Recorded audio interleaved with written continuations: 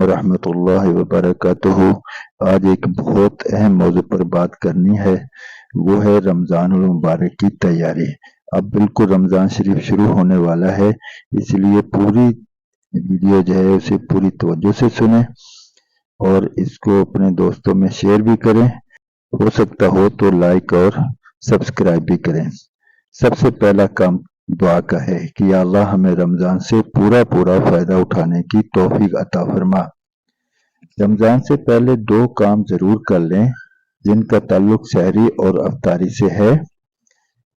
वो काम खरीदारी का हो या चाहे ईद की खरीदारी का हो, उसे मुकम्मल कर लें।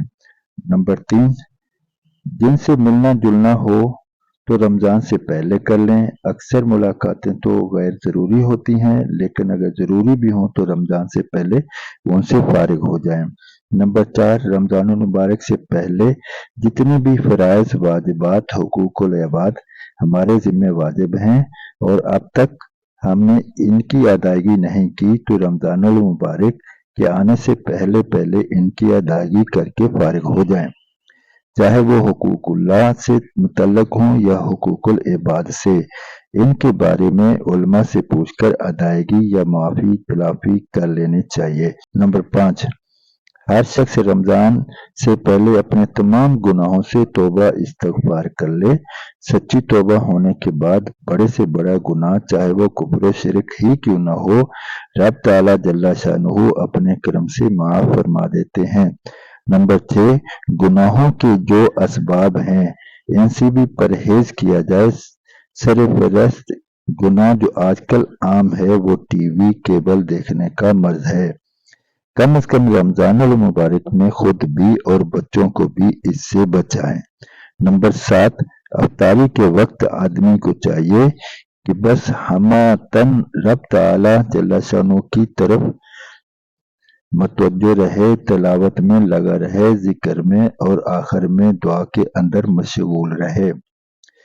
नंबर 8, हर मुसलमान को चाहिए कि वो अपनी वज़ाकता और सूरत शरीयत के मुताबिक बनाए। ख़वातीन पर यह फ़र्ज़ है कि वो अपने शरई पर्दा का एहतमाम करें।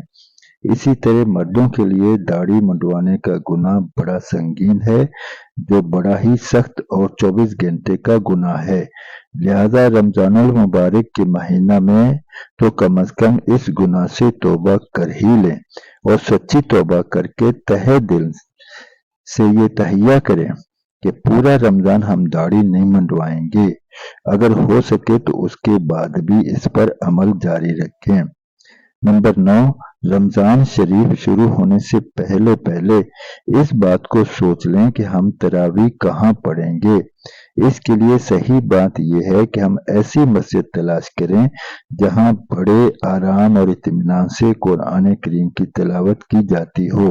पहले से तलाश कर लें कि किस मस्जिद में ऐसा अच्छा इंतज़ाम होगा, वहाँ के हाफिज साहब बहुत अच्छे और पक्के कारी हों और आराम से तरावी पढ़ाते हों। इस जगह का इंतखाब करें और वहां जाकर अपनी तरावी अदा करें। लेकिन इन तमाम बातों से घबराना नहीं, हर मुश्किल के साथ आसानी है। इंसान पर जब भी कोई मुश्किल आती है तो इससे घबराना नहीं चाहिए, क्योंकि रब ताला जल्ला शानु का इरशाद है, बेशक मुश्किल के साथ आसानी है। और रब ताला जल्ला शानु से दुआओं का पूरा रमज़ान खूब एहतमाम करें और ये याद रखें कि रब ताला जल्ला शानुहु बड़े वसूख के साथ और पक्की बात इरशाद फरमाते हैं कि तुम दुआ मांगो मैं कबूल करूंगा।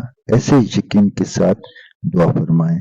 अगर मुमकिन हो तो इस आकार की भी अपनी दुआ में शामिल फरमा लें और अपने जो मरहूमीन हैं उनके लिए इसाले सवाब के तौर पर बहुत कुछ अमाल करने की ज़रूरत है।